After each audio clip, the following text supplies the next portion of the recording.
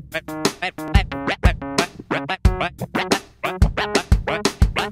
vēlies būt vairāk kā citi, tu vari kļūt par vairāk.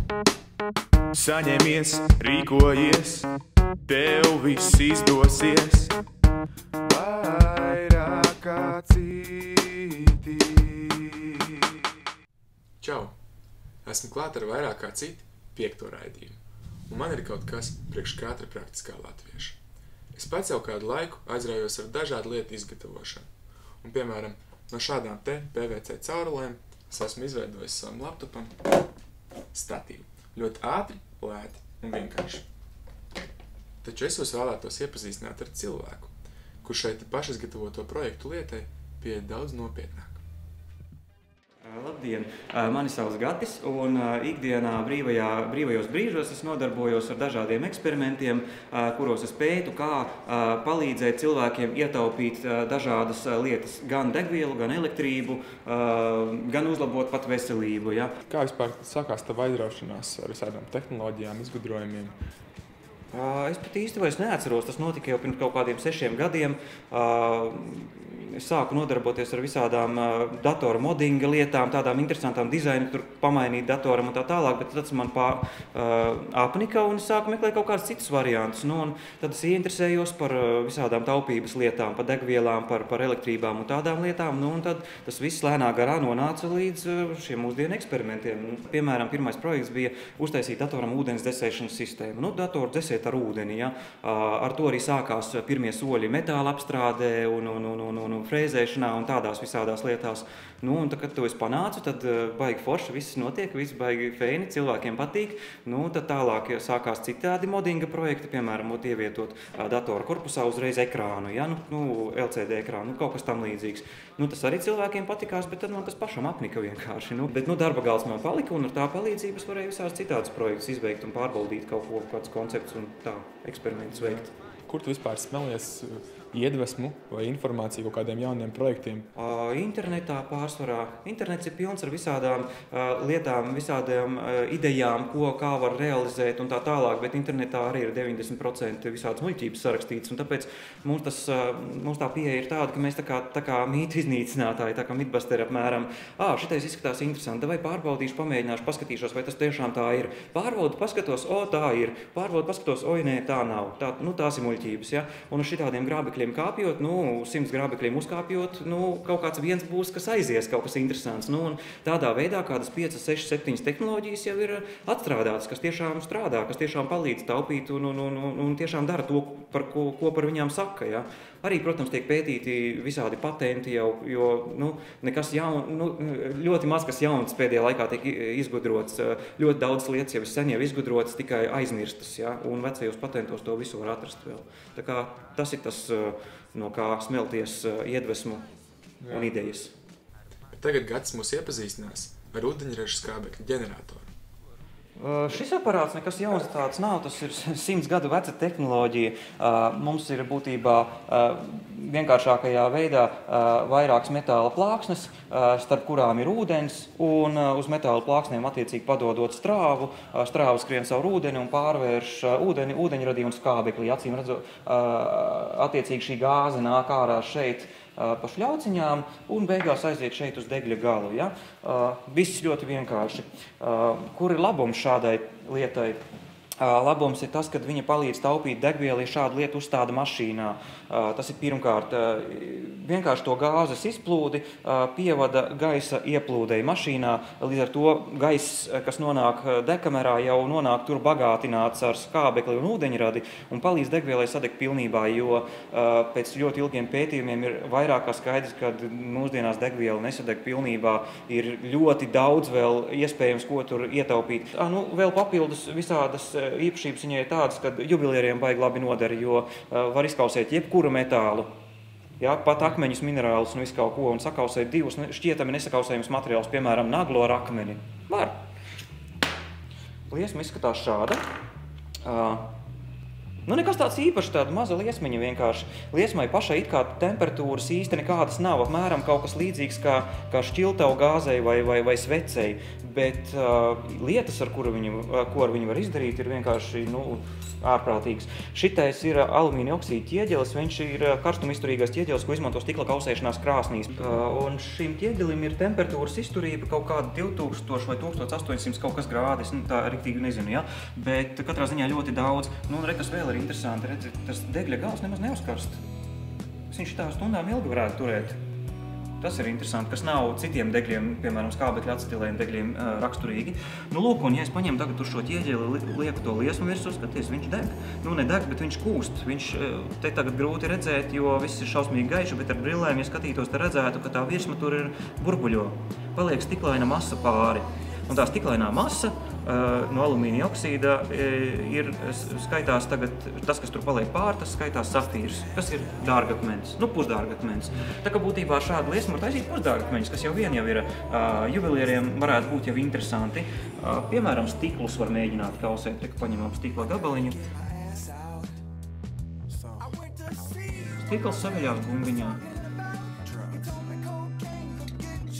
Varš. Transformātoru tērauds. Jā, pamēģināsim viņu sagriezt. Un kas ir visinteresantāk, kad no ūdens viņš ir nācis un pa ūdeni viņš top. Ja mēs paņemam to liesmu reku šitien te pret alumīniju, tad var ļoti labi redzēt, ka tas, kas paliek pāri, tur ir ūdens pilītes. Viņš ir atomāri no jauna izveidojies. Tur viņš tiek sašķelts, šeit viņš tiek savienots liesmā. Un tā, nu, šitais arī tāds interesants variants, kā sviestu, jā, te var kausēt visādas lietas. Tā kā šim aparātam pielietojums, viņš ir šausmīgi vienkārši tas aparāts un pielietojums viņam ir ļoti daudzos veidos, gan kā degvielas taupītājs, gan kā juvelieru instruments, gan pat arī medicīniskos nolūkos viņš ir izmantojams, jo tas, kas te nāk ārā, tas tomēr ir ūdeņradis un skābeklis, un ja šādu gāzi nededzinot izburbuļo cauri glāzei ūdens, tad tas ūdens pagātinās ar skābekli, attiecīgi tādu iedzerot, tu iegūsti līdzīgu efektu kā Red Bulls, ja, kā enerģijas dzēriens, kā tu pa mežu būtu pastaigājies un svaigu gaisu elpojies, ja. Kurš no tevis veidotajiem projektiem tev pašam šķiet tāds nozīmīgākais?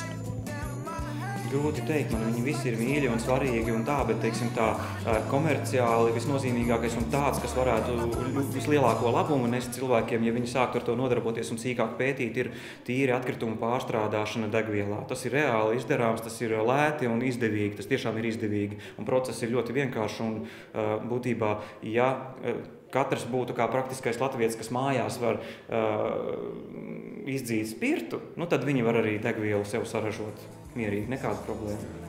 Tev ir kaut kādi cilvēki, kuri tev ir tā kā dzinuši uz priekšu? Viens un vissvarīgākais ir Nikola Tesla, gadsimta sākumā liela zinātnieks, kas ar elektrību bija uz tūp, nevis kā citi uz jūs, tas, kurš izgudroja maiņstrāvu, par viņu skolās neko nemāca īsti, ja, tikai garām skrienot, lai gan viņam ir pāri pa 100 patentu cilvēkam, nu cilvēks ar lielo burtu, nu viņš ir tādas lietas izgudrojis, ko būtībā tagad tikai sāk atkal apjaust, ka tas arī ir iespējams, ja, tā pati bezvadu elektrība un citas lietas. Nu, tad tu tajā vīzēs arī dažādus eksperimentus mēģina veikt un mēģina atkārtot viņa darbus. Un tagad pats svarīgākais moments. Kā no plasmasas arī tu vari iegūt degvielu. Nu, šitā ir ļoti interesanta viena lieta, pie kā mēs esam aktīvi strādājuši jau vairākus gadus un tagad jau ar labiem panākumiem. Atkritumu pārstrāde degvielā, nu, respektīvi dīzelī, benzīnā, un pagaidām mēs esam strādājuši tikai ar plastikāta atkritumiem un ar tiem vislabākos rezultātus arī iegūši. Lūk, šis ir viens no labākajiem rezultātiem, kāds tiek iegūts pārstrādājot polietilēnu, nu, respektīvi plēvis vai benzīna kanniņas vai nu, kaut kādas destilētu ūdens kanniņas, nu, tosolu kanniņas, vis kaut kādas tam līdzīgas lietas, kas ir būtībā atkritumi. Un process šausmīgi vienkārši. Mēs tos plasmasas atkritumus sašķeldojam, iegūstam šādu te sašķeldotu to plasmasu, vai ne? Un viņu karsējam bez skābekļa vidē. Viss. Un ja tev tā temperatūra ir pareiza, tad kas notiekās? Tā plasmasa sāk kust. Tad, kad viņa izkūst, tad viņa sāk vārīties, tad viņa sāk tvaikot, tvaiki attiecīgi skrien no tā reaktora ārā un sāk dzesēties. Un tā, kad viņa dzesējās, viņa kondensējās un kondensējās šādā šķidrumā. Mēs varam dabūt gan benzīnu, gan dīzeli, gan kaut kādus vaskus biezos, gan visu kaut ko degošu. Un tas process ir šausmīgi vienkārši. Šī mums ir tā ļoti vienkāršā maziņā iekārtiņa, ar kuras palīdzību mēs iztestējām dažādus režīmus, dažādas temperatūras, dažādas plasmasas un ko tik nevar pārstrādāt. Un princips ļoti vienkārši. Šeit ir cilindrs metālisks ar apakšu cietu, un viņam virsū ir uzmaukts sildītājs. Elektriskais, un tas sildītājs karsē to cilindru. Savukārt šeit ir tas pa šo cauruli tie visi tvaiki, kas tur vārās, nāk ārā caur šo bunduli. Šis bundulis ir vajadzīgs, lai izmēģinātu dažādus katalizātors. Tur var savērt iekšā, piemēram, mālus vai alumīnija oksīdu vai vēl kaut ko un skatīties, kā tas ietekmē iegūstamo degvielu. Un tālāk šie tvaiki jau šeit jau nāk uz šito bunduli, kuram augšpusē ir piebāzta pilna ar metāla skaidām, lai ir liels virsmas laukums, kur tie tvaiki dzesējās. Viņi dzesējās un šķidrā veidā notek lejā šeit un krājās, un tad to degvielu var noliet caur krānu nost. Viss, kas paliek pāri šeit, ir propāns, butāns, metāns, degošas gāzes, kuras nesašķidrinās, bet kuras var sadedzināt. Ir dažādi veidi, dažādi tie atkrituma tipi, kurus var pārstrādāt šādā procesā. Viens no tiem ir arī vecās riepas gumija.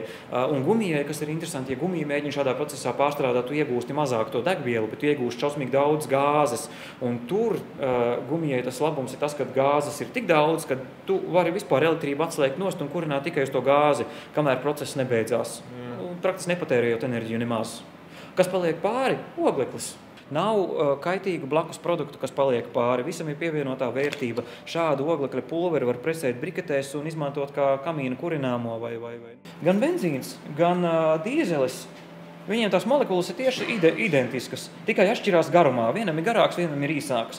Ja benzīnam šādas molekulas, piemēram, ir, ja mēs te skatāmies tās melnās, tās ir oglekļa molekulas, un tās pelēkās, tās ir ūdeņraža molekulas, nekā cita tur nav. Ūdeņrads un ogleklis. Ja benzīna frakcija skaitās tāda, kur šīs molekulas oglekļi ir no 5 līdz 12, tad tā ir benzīna frakcija. Ja šīs molekulas ir garākas, tad tā ir dīzeļa. Ja vēl garākas, tad tur jau sākās eļļas, un jo garāks, jo biezāks, blīvāks materiāls. Un attiecīgi, ja tur viņas ir 100 un 1000, tad tas jau ir polietilēns.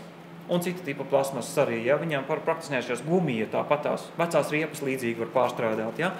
Un ķīmiski polietilēns no benzīna atšķirās tikai ar to garumu, ķēžu garumu. Un to var ļoti viegli pārstrādāt. Un efektivitāte ir ļoti liela. No katra kilograma plastmasas, polietilēna, respektīvi, var iegūt apmēram litru degvielas.